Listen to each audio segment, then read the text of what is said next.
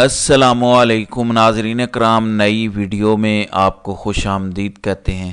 رات گئے پیٹرولیم مصنوعات کی قیمتوں میں اضافہ کیا گیا ہے۔ اب اس کی قیمت 294 پر چلی گئی ہے۔ عمران خان پیٹرول کی قیمت 145 روپے پر چھوڑ کر گئے تھے، جبکہ 3 مہینے کے لیے انہوں نے پیٹرولیم پرائسز فکس کر دی تھیں تاکہ کاروباری لوگ اپنے اپنے کاروبار کو اسی انداز میں آگے بڑھا سکیں۔ اس کے بعد عمران خان نے روس سے سستے داموں پیٹرول خریدنا تھا اور اس کے بعد اس سارے کرائسس سے چھٹکارا حاصل کرنا تھا، IMF سے چھٹکارا حاصل کرنا تھا، اور اس کے نتیجے میں ہمارا امپورٹ بل بھی اس میں اچھی خاصی کمی واقع ہونی تھی، لیکن اس سہولت سے فائدہ نہیں اٹھایا گیا، بلکہ رجیم چینج کیا گیا اور بیرونی حکم پر یہاں کے فیصلہ سازوں نے یہ کام کیا، رجیم چینج کیا، عمران خان کو گھر بھیجا گیا۔ وہ دن گیا اور آج کا دن ہے۔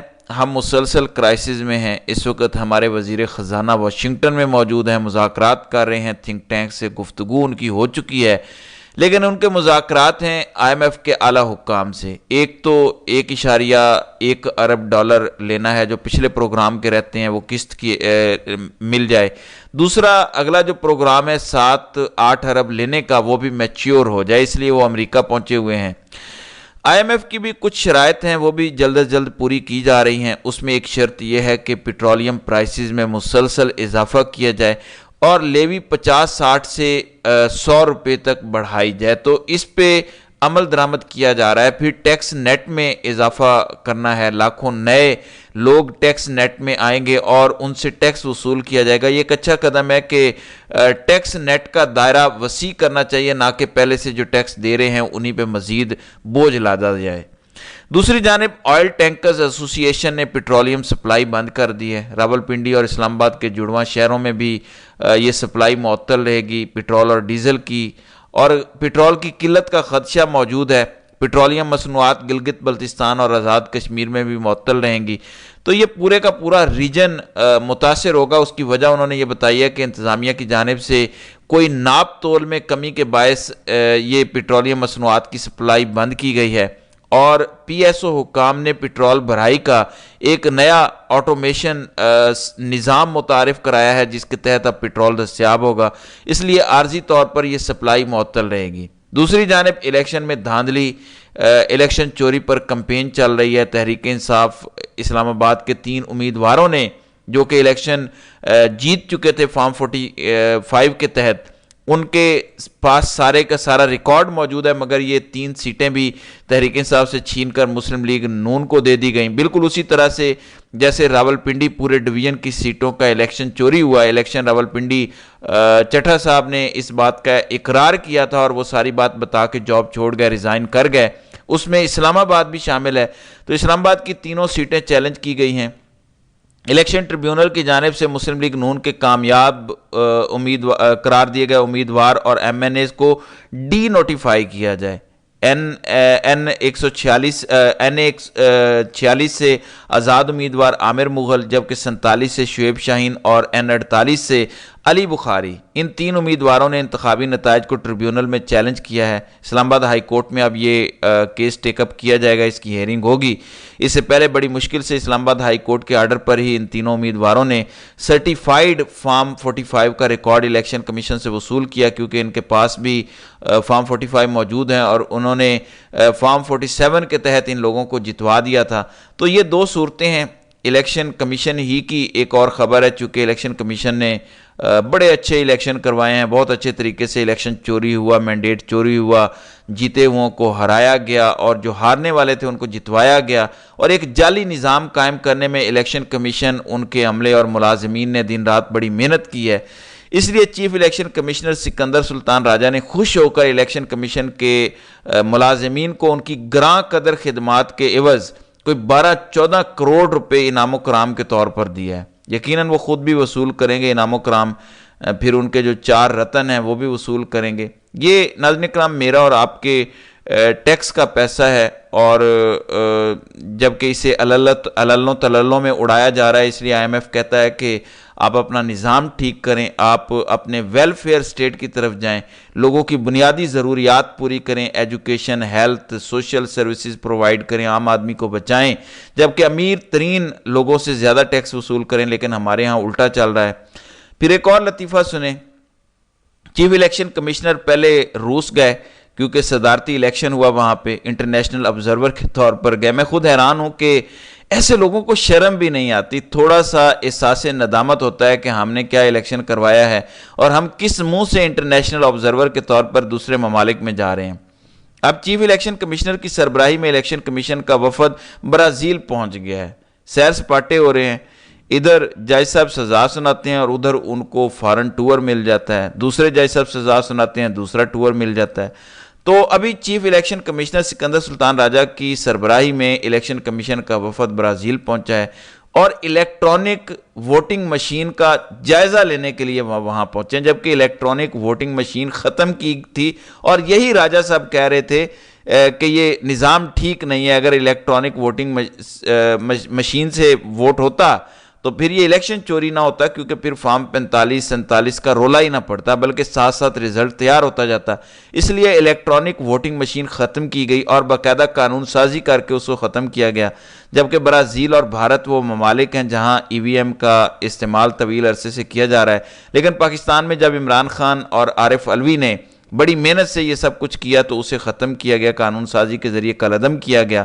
اب یہ وفد برازیل گیا ہے جس میں صوبائی الیکشن کمشنر پنجاب اعجاز چوہان اور ڈی جی آئی ٹی خضر ندیم اور ندیم زبیر شامل ہیں۔ اب الیکشن کمشنر پنجاب کا آپ کو پتہ ہے آخری وقت میں تبدیل کیا گیا، کیونکہ الیکشن کمشنر لاہور اور پنجاب نے ایک خط لکھا تھا چیف الیکشن کمشنر کو کہ یہاں دھاندلی ہو رہی ہے، اور کس وقت انہوں نے خط لکھا؟ جب کاغذات نامزدگی چھینے جا رہے تھے، امیدواروں کو اٹھایا جا رہا تھا، تجویز کنندگان کو اٹھایا جا رہا تھا اور ریٹرننگ افسران کاغذات موصول نہیں کر رہے تھے، تو پھر الیکشن کمشنر پنجاب کو تبدیل کر کے کھڈے لائن لگایا گیا اور بلوچستان سے پھر اعجاز چوہان کی خدمات پنجاب کے حوالے کی گئیں، اور اس کے بعد آپ نے دیکھ لیا پنجاب کے الیکشن کا نتیجہ کیا نکلا۔ تو یہ ہے جناب چیف الیکشن کمیشن کا حال۔ دوسری جانب ناظرین کرام، توشہ خانہ کے حوالے سے بڑی اہم خبر ہے، بڑی لمبی لمبی چھوڑی گئی اور کہا گیا کہ عمران خان اور بشرا بی بی نے توشہ خانہ سے کوئی ہار لیا، باقاعدہ رولز اور ریگولیشن کو مد نظر رکھتے ہوئے لیا تھا، لیکن اس کے بعد اس ہار کی پہلی قیمت کوئی 5 کروڑ لگائی، پھر 5 سے 10 کروڑ ہوئی، پھر اس کے بعد 3 ارب روپے مالیت تک یہ ہار پہنچا۔ اس کے بعد پھر ریفرنس دائر کر کے عمران خان اور بشرا بی بی کو سزا سنائی گئی۔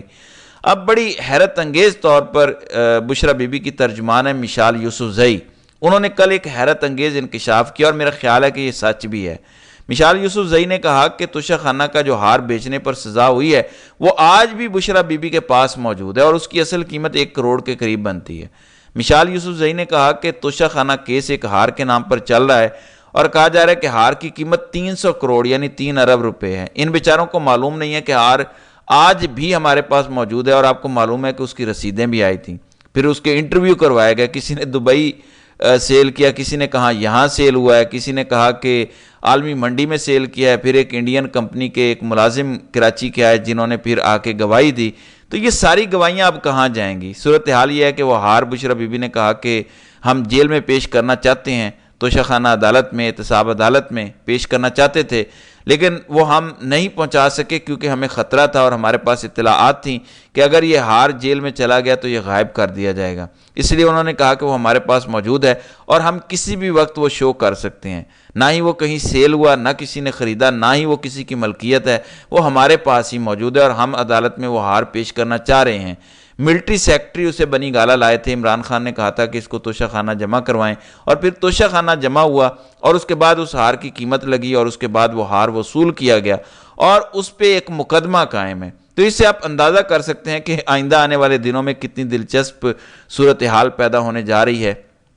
اب آتے ہیں ناظرین کرام فیض آباد دھرنے پہ۔ قاضی صاحب نے اس پر ایک فیصلہ دیا، اس میں انہوں نے کہا کہ یہ ایجنسیوں نے کروایا ہے اس وقت، کیونکہ جنرل فیض حمید ڈی جی سی تھے، جنرل فیصل نصیر آج کل اس عہدے پر ہیں، تو فیض حمید نے فیض آباد دھرنے کے ایک معاہدے پر دستخط کیے تھے۔ فیض حمید گارنٹر تھے اس وقت کے وزیر داخلہ، احسن اقبال بھی موجود تھے۔ تو قاضی صاحب نے اس پہ ایک ججمنٹ دی اور کہا کہ یہ ایجنسیوں کے لوگ تھے جنہوں نے غلط کام کیا، یہ دھرنا کرواتے اور دھرنا اٹھاتے ہیں، ان کے خلاف کارروائی کی جائے۔ وہ اپیل پڑی رہی، پھر قاضی صاحب نے بطور چیف جسٹس دوبارہ اسے ٹیک اپ کیا اور ان کا خیال تھا کہ جنرل فیض حمید کو پھنسایا جائے۔ ان کی پسند کے مطابق کمیشن بنا۔ کمیشن میں اب تمام گواہیاں آ چکی ہیں۔ شاہد خاقان عباسی اس وقت کے وزیر اعظم اور دیگر تمام وزراء نے اپنی سٹیٹمنٹ ریکارڈ کروائی ہے اور کہا ہے کہ اس دھرنے میں ایگریمنٹ تو حکومت نے تفویض کیا تھا، آتھرائز کیا تھا جنرل فیض حمید کو کہ وہ جائیں اور جا کر بات کریں، اور اگر دستخط کرنے پڑیں تو کر دیں۔ تو یہ بیان ریکارڈ ہو چکے ہیں۔ اب فیض حمید کو قاضی نے جو فکس کرنے کا پروگرام بنایا تھا وہ تو بڑھ گیا ہے۔ اب قاضی نے کہا کہ چونکہ میں نے فیض آباد دھرنا کیس کی ججمنٹ تھی، اس وجہ سے میرے خلاف ریفرنس آیا، وہ انتقامی کارروائی تھی اور اسی بنیاد پر وہ کھیلتے رہے۔ اب وہ کیس ختم ہو گیا، اب تو پتہ چل گیا کہ فیض حمید اس میں انوالو نہیں تھے، خود اس وقت کی گورنمنٹ کہہ رہی ہے۔ اب قاضی صاحب اخلاقی اور قانونی طور پر کہاں کھڑے ہیں، آئینی اعتبار سے کہاں کھڑے ہیں؟ در حقیقت یہ بلیم گیم تھی۔ بیرونی ان کی پراپرٹیز آج بھی موجود ہیں۔ اب کیا قاضی صاحب یہ ذمہ داری قبول کریں گے کہ انہوں نے بہتان لگایا، اور کیا وہ اپنے عہدے سے استعفیٰ دینا پسند کریں گے؟ کیونکہ جے آئی ٹی نے ان کے موقف کی نفی کر دیا، جبکہ انہوں نے اس کی بنیاد پہ کہا تھا کہ ان کے خلاف ریفرنس بنایا گیا، اور وہ ڈھول پیٹتے رہے کہ میرے ساتھ یہ ہو گیا وہ ہو گیا۔ تو آج کمیشن کی رپورٹ کی روشنی میں قاضی صاحب کی ساری باتیں جھوٹی ثابت ہوئی ہیں۔ تو ناظرین کرام، آپ کی اس ویڈیو کے حوالے سے کیا رائے ہے؟ آپ اپنی رائے کا اظہار کامنٹ سیکشن میں ضرور کیجیے گا۔